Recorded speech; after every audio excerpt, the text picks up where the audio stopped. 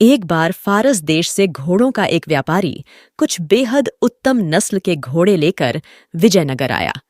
सभी जानते थे कि महाराज कृष्णदेव राय घोड़ों के उत्तम पारखी हैं। उनके अस्तबल में चुनी हुई नस्लों के उत्तम घोड़े थे। महाराज ने फारस के व्यापारी द्वारा लाए गए घोड़ों का निरीक्षण किया तो पाया कि वे घोड़े दुर्लभ नस्ल के हैं। उन्होंने व्यापारी से सभी घोड़े खरीद लिए क्योंकि वे अपनी घुड़सवार सेना को और मजबूत व सुसज्जित करना चाहते थे। जब घोड़ों का व्यापारी चला गया तो महाराज ने अपनी घुड़सवार सेना के चुने हुए सैनिकों को बुलाया और एक एक घोड़ा देते हुए उसकी अच्छी तरह देखभाल और उसे भली भांति प्रशिक्षित करने को कहा। साथ ही यह भी कहा कि घोड़ों के प्रशिक्षण और भोजन का सारा खर्च राजकोष वहन करेगा। तेनालीराम को जब पता चला तो वह भी महाराज के पास पहुंचा और एक घोड़ा अपने लिए भी मांगा। उसे भी एक घोड़ा दे दिया गया। तेनालीराम ने घोड़े को घर लाकर अस्तबल में बांध दिया, लेकिन उसे न जाने क्या सूझा कि उसने अस्तबल के सामने की ओर भी दीवार उठवा दी। अब अस्तबल की स्थिति कुछ ऐसी हो गई थी कि न तो वह घोड़ा कहीं बाहर जा सकता था और न ही कोई उस अस्तबल में प्रवेश ही कर सकता था। तेनालीराम ने अस्तबल की दीवार में एक छोटी सी खिड़की छुड़वा दी थी, जहां से घोड़े को दाना पानी दिया जा सके। उसी खिड़की से तेनालीराम घोड़े को हरी घास दाना पानी देता और घोड़ा भी खिड़की से अपना मुंह बाहर निकालकर उसे मुंह में दबाता और भीतर खींच लेता। घोड़े को पानी भी इसी खिड़की द्वारा पहुंचाया जाता। करीब 1 महीने बाद महाराज ने घोड़े की सुध-बुध ली और यह जानने की कोशिश की किस प्रकार उसकी देखभाल व प्रशिक्षण का काम चल रहा है। तब सभी सैनिक अपने अपने घोड़े लेकर महाराज के सम्मुख आ पहुंचे। हृष्टपुष्ट व भली भांति प्रशिक्षित घोड़ों को देख महाराज बेहद प्रसन्न हुए, लेकिन तभी उन्होंने पाया कि तेनालीराम और उसका घोड़ा कहीं दिखाई नहीं दे रहे। इधर उधर निगाहें दौड़ाते महाराज ने पूछा, तेनालीराम कहाँ है? जाओ, उससे कहो कि अपने घोड़े के साथ हमारे सामने जल्दी पेश हो।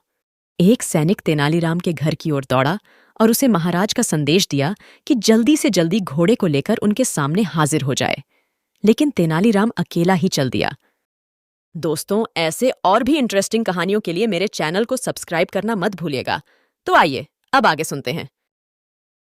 उसे अकेला आया देख महाराज बोले, तुम्हारा घोड़ा कहाँ है? आज मैं सभी घोड़ों का मुआयना कर रहा हूं कि उनकी कैसी देखरेख की गई है। जाओ, अपना घोड़ा लेकर आओ। क्षमा करें महाराज, तेनालीराम बोला। आपने मुझे जो घोड़ा दिया वह घोड़ा गुस्सैल है और अड़ियल है। मैं तो उसे अपने साथ यहां लाना चाहता था, लेकिन मेरे लिए यह संभव नहीं हो पाया। कहकर तेनालीराम चुप हो गया। यदि ऐसा है तो मैं कुछ बहादुर सैनिकों को तुम्हारे साथ भेज देता हूं, जो तुम्हारे साथ जाकर घोड़ा ले आएंगे, महाराज ने कहा। नहीं नहीं महाराज, ऐसा हरगिज न करिएगा। अब तक घोड़े की देखभाल मैंने की है और मैं ब्राह्मण हूं, इसलिए अच्छा तो यह होगा कि आप किसी पंडित या पुरोहित को घोड़ा लाने के लिए मेरे साथ भेजें। होठों पर रहस्यमय मुस्कान लाते हुए तेनालीराम बोला। संयोगवश राज पुरोहित उस दरबार में उपस्थित था। वह राज परिवार में कुछ पूजा पाठ के कर्मकांड करवाने वहां आया था। सुब्बा शास्त्री नाम था राज पुरोहित का। क्या तुम तेनालीराम के साथ जाकर उसके अस्तबल से घोड़ा यहां ला सकते हो? महाराज ने उससे पूछा। तेनालीराम और राजा की निकटता देख सुब्बा शास्त्री जला भुना करता था और तेनालीराम को नीचा दिखाने का कोई मौका चूकना नहीं चाहता था। वह बोला, क्यों नहीं महाराज, मैं अभी जाकर घोड़ा ले आता हूं। ऐसे एक घोड़े की तो बात ही क्या, मैं 10 बिगड़ैल गुस्सैल घोड़ों को साथ ला सकता हूं। ठीक है, यदि ऐसा है तो आइए मेरे साथ, तेनालीराम बोले। जब सुब्बा शास्त्री और तेनालीराम जा रहे थे तो रास्ते में तेनालीराम बोले, शास्त्री जी, मैं जानता हूं कि आप विद्वान हैं और मैं यह भी जानता हूं कि आपने अश्वशास्त्र का अध्ययन भी किया है। कुछ ही देर में जब तेनालीराम के घर पहुंचे तो सुब्बा शास्त्री अपनी लंबी दाढ़ी को उंगलियों से सहलाते हुए अहंकार भरे स्वर में बोला, हाथ कंगन और आरसी क्या, आखिर तुम्हें मेरी योग्यता पर विश्वास हो ही गया। लेकिन शास्त्री जी, मेरा घोड़ा कोई साधारण घोड़ा नहीं है, इसलिए मेरा कहना माने तो पहले खिड़की से झांक कर देख लें। इसके बाद अस्तबल की दीवार तोड़कर घोड़े को बाहर निकालने की सोचना। अपने होठों पर कुटिल मुस्कान लाते हुए तेनालीराम बोले। तेनालीराम ने भी जैसे उस दिन सुब्बा शास्त्री से पुराना हिसाब किताब चुकता करने की ठान ली थी। इधर जैसे ही सुब्बा शास्त्री ने दीवार में बनी खिड़की में अपना हाथ डाला, तुरंत घोड़े ने उसकी दाढ़ी पकड़ ली। दरअसल वह उसकी दाढ़ी को भूसे का ढेर समझ बैठा था। सुब्बा शास्त्री की दाढ़ी को अपने मुंह में दबाए घोड़ा इतनी जोर से खींच रहा था कि उसकी आंखों से आंसू टपकने लगे और वह दर्द के मारे जोर जोर से चिल्लाने लगा। अंततः अस्तबल की सभी दीवारें तोड़कर वह बाहर निकाला गया, मगर घोड़ा भी कुछ ऐसा हठीला था कि सुब्बा शास्त्री की दाढ़ी अब भी दबाए था। कोई और रास्ता न देख उन्हें उसी अवस्था में राजमहल की ओर जाना पड़ा। अब तक सुब्बा शास्त्री को यह बात समझ में आ चुकी थी कि पूर्व में जो वह तेनालीराम को नीचा दिखाने की फिराक में लगा रहता था, उसी का बदला तेनालीराम ले रहा है।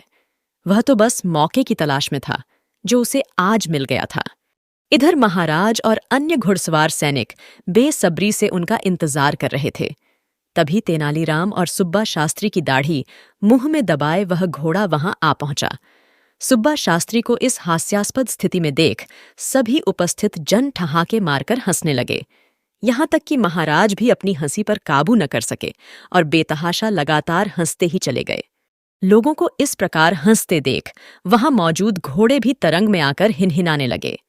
तेनालीराम का घोड़ा, जो सुब्बा शास्त्री की दाढ़ी मुंह में दबाए था, भी यह देख हिनहिनाने लगा। जैसे ही घोड़े ने अपना मुंह खोला, दाढ़ी मुक्त हो गई। सुब्बा शास्त्री ने चैन की सांस ली। तभी एकाएक अपनी हंसी को रोक महाराज गंभीर हो गए और बोले, तेनालीराम, मुझे इससे कोई आपत्ति नहीं कि लोगों को हंसाने के लिए हास परिहास किया जाए, बल्कि यह तो अच्छा ही है, क्योंकि हंसना स्वास्थ्य के लिए उत्तम होता है। लेकिन ऐसा परिहास मुझे स्वीकार्य नहीं जिसमें दूसरे को पीड़ा या कष्ट होता हो। तुमने सुब्बा शास्त्री जैसे विद्वान के साथ जो सुलूक किया है, वह कतई शोभा नहीं देता। यह सरासर शास्त्री जी का अपमान है। मैंने तुम्हारे दिमाग में छिपी किसी खुराफात का अंदाजा उसी समय लगा लिया था जब तुमने मुझसे घोड़ा मांगा था, वरना तुम्हें घोड़े से क्या लेना देना। चलो, अपनी गलती के लिए शास्त्री जी से क्षमा याचना करो। लेकिन इससे पहले कि तेनालीराम क्षमा याचना करता, सुब्बा शास्त्री आगे बढ़कर बोला, महाराज, तेनालीराम का कोई दोष नहीं, यह निर्दोष है। दोषी यदि कोई है तो मैं हूं। मैं तो हमेशा तेनालीराम को नीचा दिखाने की फिराक में लगा रहता था और कई बार तो मैंने इसका अपमान भी किया, लेकिन मेरे दुर्व्यवहार को यह बेचारा चुपचाप सहन कर गया। एक शब्द तक मुंह से नहीं निकला कभी। यह सब मैंने ईर्ष्यावश किया। इसने जो कुछ भी मेरे साथ किया, अच्छा ही किया। दरअसल आज जो कुछ भी हुआ, उससे मेरी आंखें खुल गई हैं। तेनालीराम ने मुझे सदराह दिखाई है। अपनी बात समाप्त करते हुए सुब्बा शास्त्री ने आगे बढ़कर तेनालीराम को गले से लगा लिया। वहां उपस्थित महाराज और अन्य सभी उन दोनों को गले मिलना देख बेहद प्रसन्न हुए। दोस्तों, और भी बेहतरीन कहानीकारों की इंटरेस्टिंग कहानियों के लिए प्लेलिस्ट पर क्लिक करना और साथ ही लाइक सब्सक्राइब करना मत भूलिए। सुनने के लिए धन्यवाद।